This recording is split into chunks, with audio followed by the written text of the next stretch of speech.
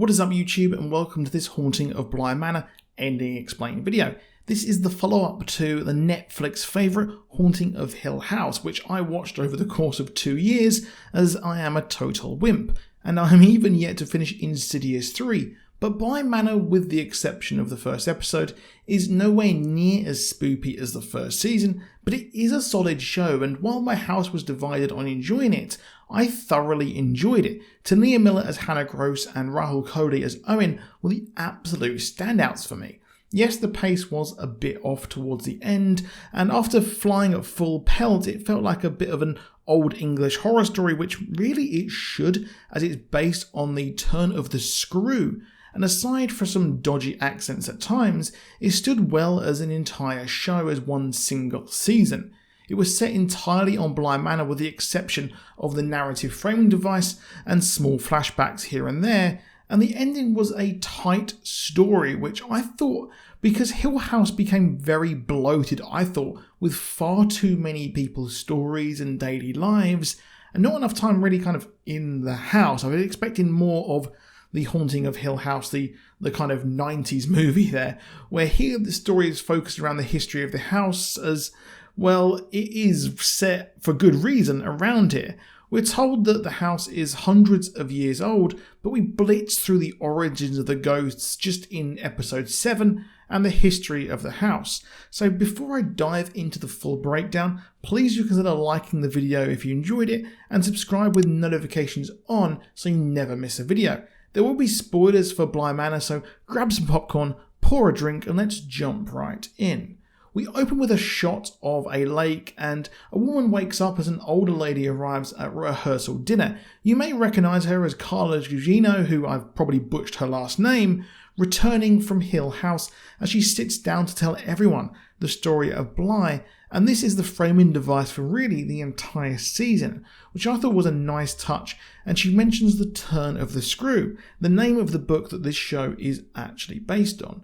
The Turn of the Screw was a novella by Henry James, and it was published in 1898. The story is largely the same, except a man called Douglas in the book was telling the story from a manuscript that was written by a former governess who is now dead.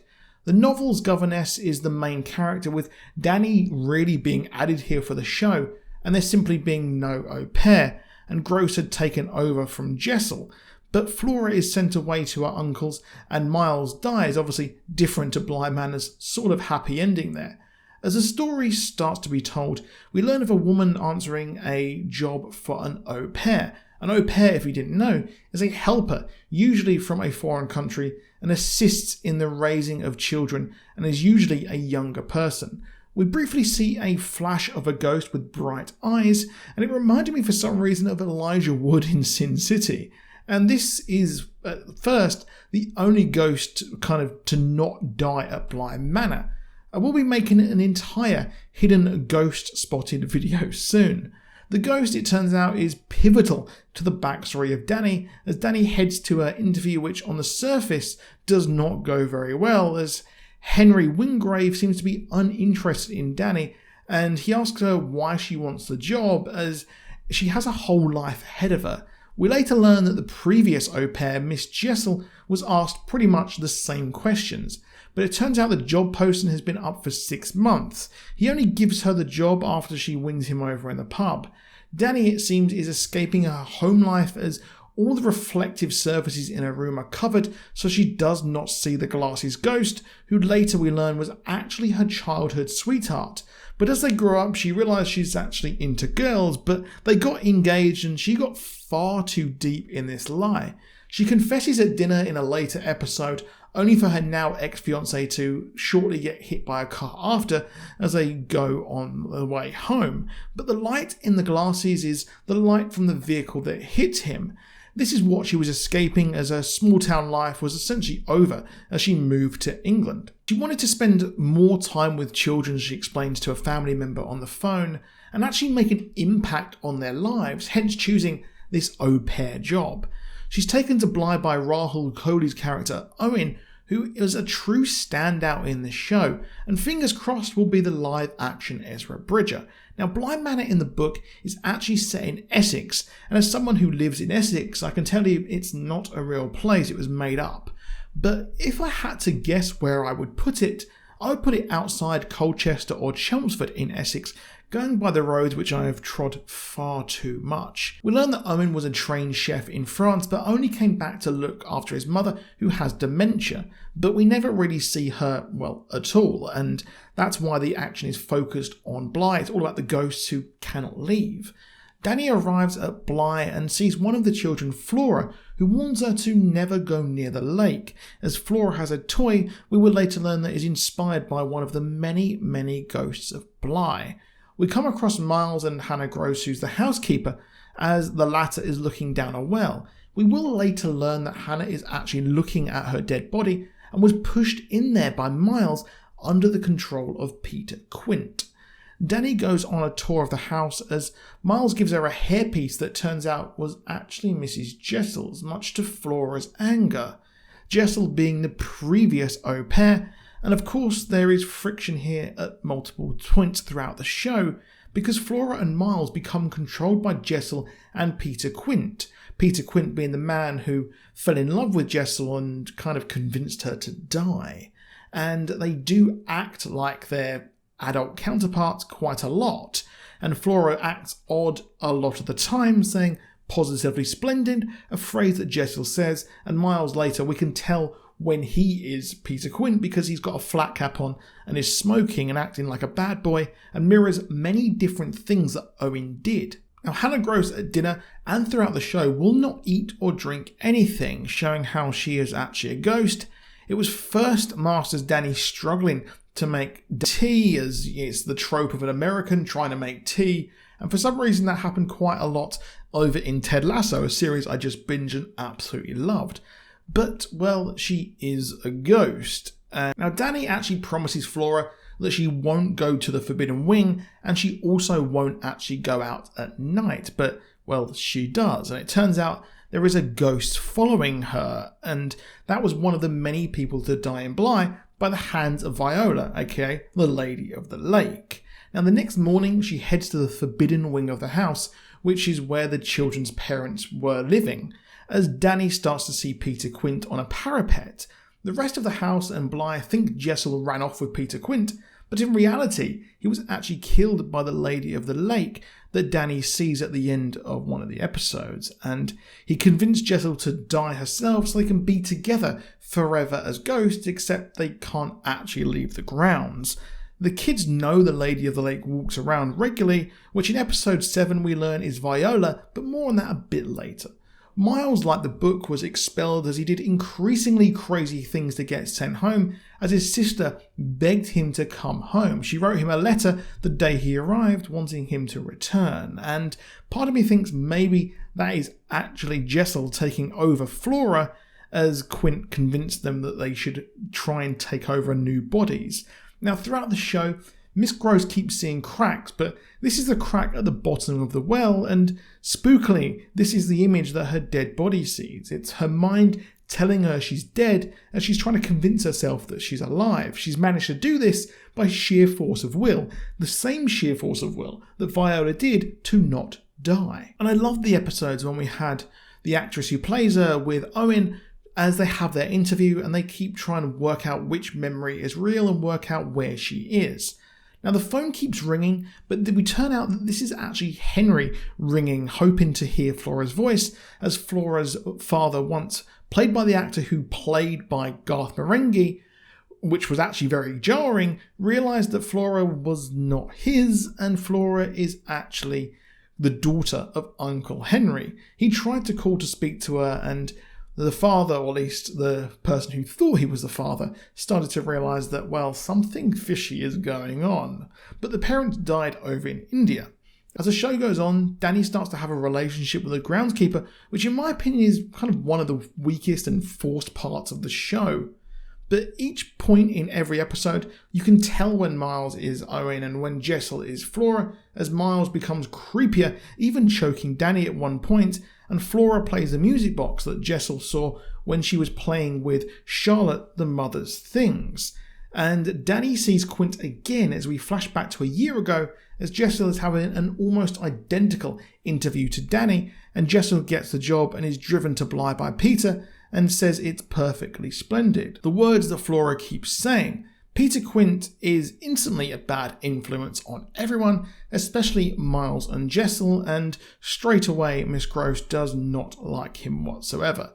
Now, over the course of episode 3, we see Quint court Jessel as Miles watches what Quint did, and he does many of those same things because, well, he is not only learned from Quint, but he is also him. Yeah, it gets a bit complicated. But Jessel's aim in life was to be a barrister, which is a British version of a lawyer, but it's a man's game, and she's found another way. She spent time with other families, and influential families nonetheless, like the Wingraves, to try and get in and become a barrister. But it turns out that this is a bit of a boys' club, and this matches Quint's story as he's escaping a bad life of crime and horrible parents, but he will never fit in with the old money crowd, and he comes up with a plan of them both moving to America. And Quint starts to become jealous of Owen and Jessel, and, well, it gets a bit difficult. Now, Danny doesn't go to Owen's mother's funeral, and curiously, Miss Gross is also there. And Flora is found doing an etching of a tombstone of Viola. The woman we will learn is the Lady of the Lake, as we learn all about Danny's life in episode 4 of her not wanting to get married.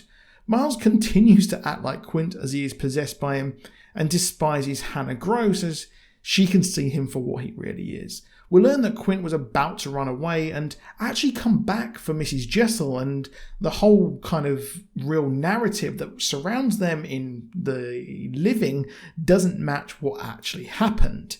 Now, he came back because he was going to steal the money off Uncle Henry, and, well, it turns out he was actually killed by the Lady of the Lake, Viola, on her regular walks of the grounds, as he's talking to the children, and instantly becomes a ghost. He learns that, well, he can't actually leave, and he even tries going into Jessel's body and leaving, but it doesn't work.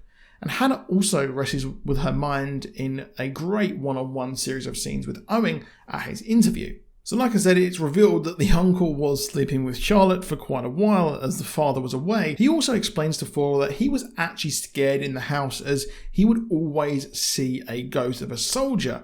And many other people did say that soldiers can actually be found on the grounds. We do see one at one point in the show, but we never learn the history. All we know is that I would assume that Viola had killed one when soldiers were staying there before World War I, because if they're in Essex, it would be because they are ready to go over to France to go and fight in World War I.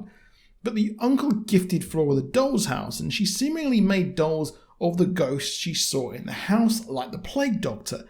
Danny goes up to the attic and is actually knocked out by Flora and Miles as they try and capture her, and it's revealed that Jessel and Peter wanted to take over the bodies of Miles and Flora, as when people are ghosts for too long, they start to forget who they are and fade away. They don't want to become like those ghosts, like Viola's sister, and that happened to her and Viola, which is why they need the younger bodies. In the past, Jessel and Quint became one to try and leave, and like I said, but then they decide that Jessel needs to go into the lake so, well, she can die and become a ghost, but Peter decides to take over her body so she doesn't feel the pain. However, he leaves just as it's about to happen, and she becomes trapped in her memories like the other dead people ever since. The flashback episode came far too late in my opinion, as we learn of the Lady of the Lake was Viola, one of the women who lived at Bly, and their father died, and due to society, they had to find someone to marry to continue on the estate. And Viola marries a man her sister was interested in. Eventually, Viola decided to leave her expensive dresses in a trunk to her sister because she starts to come over with the plague, but she refuses to die. And you may recognise her as Katie Siegel, who was one of the characters from Hill House, but her accent just yeah, it's not that good. However, she created the curse of Bly. She created it by not wanting to die, and that rhymed for some reason. She can't, or at least she makes sure that people don't pass on and stay at Bly. In desperation, her sister lived on, and, well, the estate came into ruin, and they decided to sell the expensive dresses. But these are the dresses that she wanted to pass on to her daughter, and in life, she was becoming jealous of that relationship. But she existed inside the trunk as well, and, well, it turns out that Viola's sister actually murdered her, then creating even more of hatred. So, as her sister went to open the trunk, this means that she got out and killed her. But obviously this trunk became cursed, and her daughter then went on to leave the estate as Viola kept coming on, wandering the grounds, trying to find her, which obviously didn't work, and she would kill those who were in her path. The reason why she never killed any of the main characters until Quint, or at least when she tried to take Danny, is because the wing that she went to was the parents' wing, and it was off limits. She would search for her daughter throughout history, killing a plague doctor, a soldier, or a child, and they became faceless over time. Eventually she forgot who she was and became a faceless too. She takes Danny as she is trying to stop Quint and Jessel, and, well, Flora then gets taken as the groundskeeper and Henry turn up. The latter almost being killed forever, but Hannah is able to realise who she is and tells Henry where to find her body.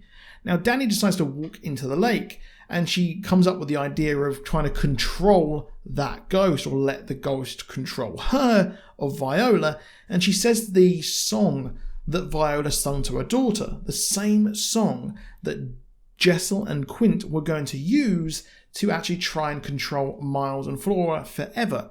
However, time goes by as everyone moves to America, but in the back of her mind, the Lady of the Lake will come to her, and eventually it does succumb to her, and she heads over to Bly to finally heed that siren's call and go to the lake. Turns out that the groundskeeper does go off to the wedding, which was at the start of the show, and we learn that it was her all along. And the wedding was Flora's.